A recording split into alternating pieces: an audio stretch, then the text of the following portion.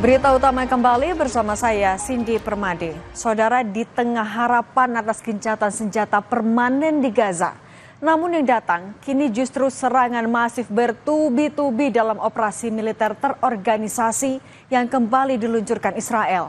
Melalui serangan itu, Israel bermaksud merebut Gaza dan mengambil kendali lebih besar atas distribusi bantuan ke Gaza. Lebih dari 140 orang tewas dalam 24 jam sejak serangan kembali diluncurkan. Kapankah perdamaian terjadi di tanah Gaza? Warga Gaza pun kembali terusir.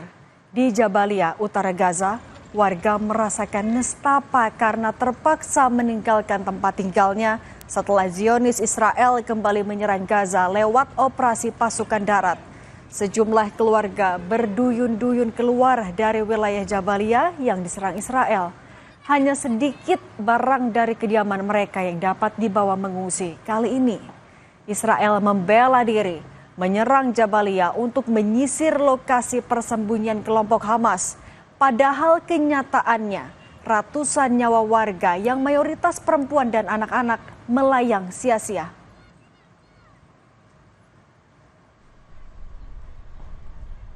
Kondisi serupa setelah negosiasi gencatan senjata menggantung, Israel malah memulai operasi militer darat di Gaza pada Minggu 18 Mei lalu dengan nama Operasi Kereta Perang Gideon di utara dan selatan jalur Gaza.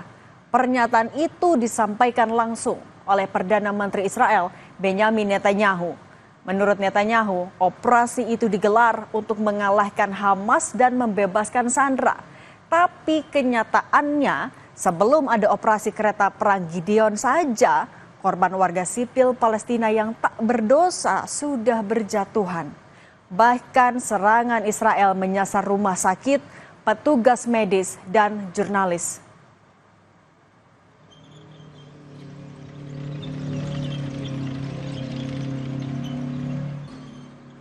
Israel meningkatkan serangannya di Gaza dengan klaim untuk menekan Hamas agar membebaskan sandera yang masih tersisa. Sedangkan Hamas mengatakan akan membebaskan sandera dengan imbalan gencatan senjata yang langgeng dan penarikan pasukan Israel. Sementara itu, setelah blokade hampir 3 bulan dan peringatan oleh para ahli global tentang kemungkinan kelaparan, Israel akan mengizinkan sejumlah kecil bantuan kemanusiaan ke Gaza, bahkan ketika meluncurkan operasi darat yang disebut Operasi Kereta Perang Gideon.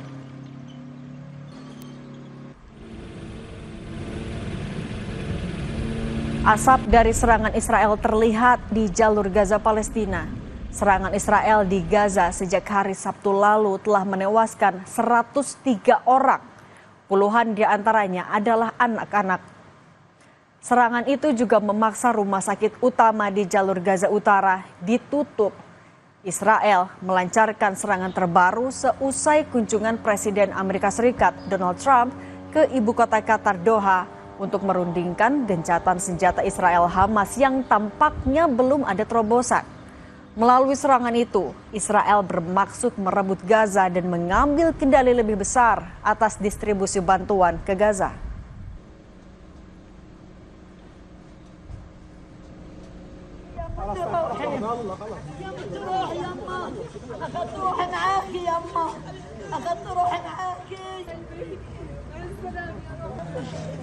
Hati ibu mana yang tak terkoyak saat melihat buah hatinya sudah terbujur kaku.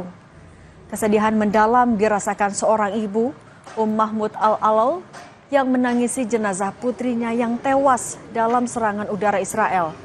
Di Jabalia, Gaza Utara, serangan Israel menyasar rumah dan tenda yang digunakan warga sebagai tempat penampungan dan menewaskan satu keluarga yang berjumlah 9 orang.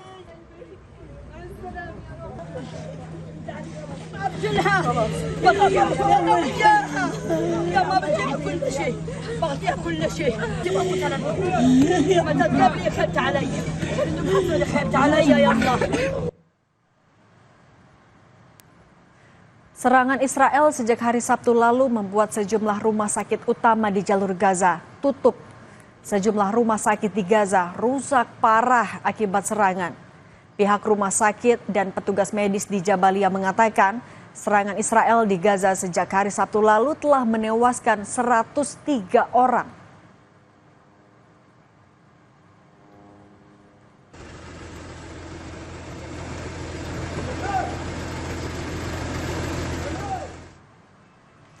Serangan bom Israel melalui quadcopter terjadi pada Selasa dini hari 20 Mei, menargetkan pusat generator di sebelah barat Rumah Sakit Indonesia di Gaza.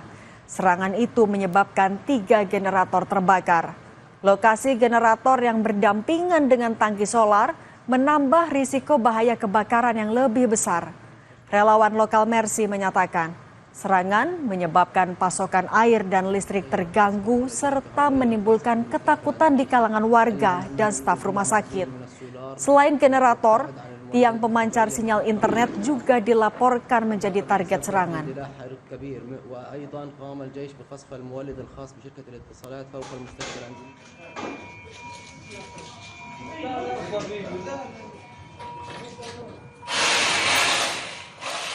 Israel menargetkan banyak rumah sakit di Gaza, termasuk Rumah Sakit Indonesia.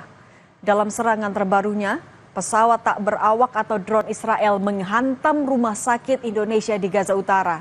Selain itu, pasukan Israel melancarkan serangan darat di utara dan selatan Gaza yang disebut sebagai Operasi Kereta Perang Gideon. Kementerian Kesehatan Gaza bilang, rumah sakit menjadi tidak dapat diakses. Korban luka pun akhirnya tidak bisa memperoleh perawatan.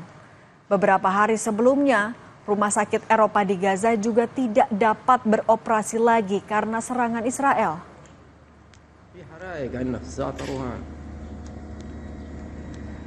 Sebelumnya penyerangan-penyerangan itu, penembakan-penembakan menggunakan drone itu hanya dilakukan di lingkungan sekitar rumah sakit, jadi tidak menyasar langsung rumah sakit. Nah, dalam 2 hari ini kemudian aktivitas militer di rumah sakit secara langsung meningkat. Bahkan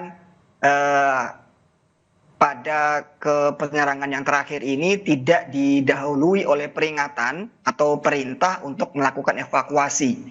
Biasanya gitu ya, biasanya akan ada informasi apakah rumah sakit baik pasien maupun staf medis yang bertugas di rumah sakit itu perlu atau tidak perlu untuk melakukan tindakan evakuasi. Namun ini kemudian seluruh staf dikejutkan karena kemudian tiba-tiba personel militer sudah masuk ke lingkungan rumah sakit.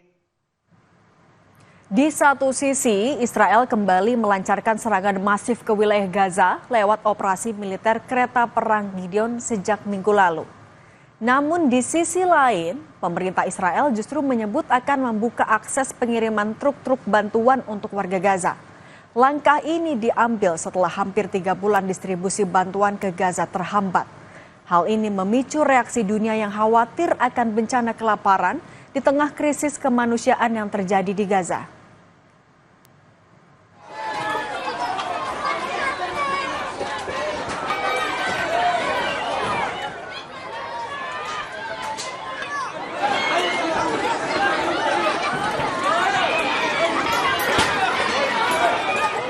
Tangisan anak-anak Gaza yang kelaparan begitu menyayat hati. Akibat serangan Israel, lagi-lagi warga yang didominasi anak-anak menjadi korban. Ratusan warga Palestina di Khan Younis mengantre di dapur umum untuk memperoleh makanan. Mereka khawatir kehabisan jatah makanan. Pekerja dapur umum pun berusaha mengendalikan warga yang berdesak-desakan dalam antrean.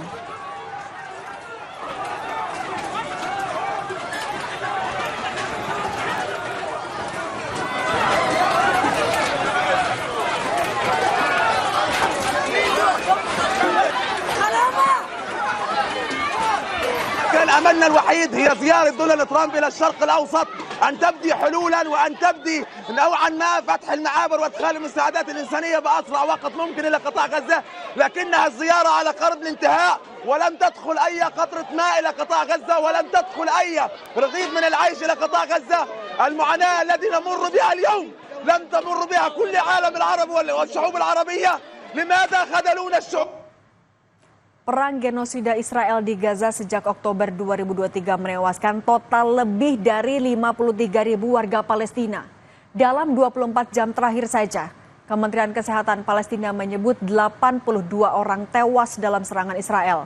Sementara 152 lainnya terluka, sehingga jumlah korban luka sekitar 120.000 orang dalam serangan brutal Israel. November lalu, Pengadilan Kriminal Internasional mengeluarkan surat perintah penangkapan untuk Perdana Menteri Israel Benyamin Netanyahu dan mantan Menteri Pertahanan Yoav Gallant atas kejahatan perang dan kejahatan terhadap kemanusiaan di Gaza. Israel juga menghadapi kasus genosida di Mahkamah Internasional atas perangnya di daerah Kantong.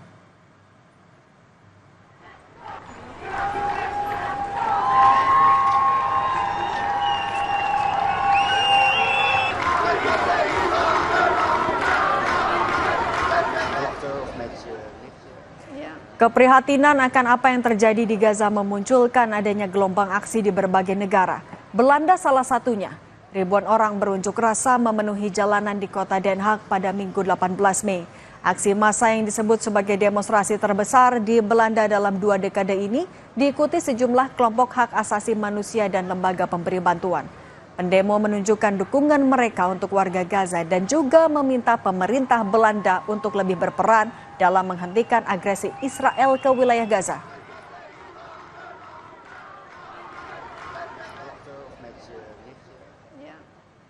Yang dibutuhkan warga Palestina hanya kemerdekaan dan hidup damai. Tapi kesepakatan gencatan senjata lagi-lagi dinodai dengan serangan brutal hingga genosida oleh tentara Israel. Berdalih menekan Hamas agar membebaskan sandera, Israel melancarkan serangan ke kota-kota di Gaza, bahkan menargetkan rumah sakit. Dunia seharusnya tak tinggal diam dan menutup mata dengan tragedi kemanusiaan genosida di Palestina. Dan usai jeda, berita utama akan kembali dengan informasi warga desa Kecomberan, Cirebon, Jawa Barat dikejutkan dengan perubahan warna air sungai Silayar yang berubah menjadi merah pekat.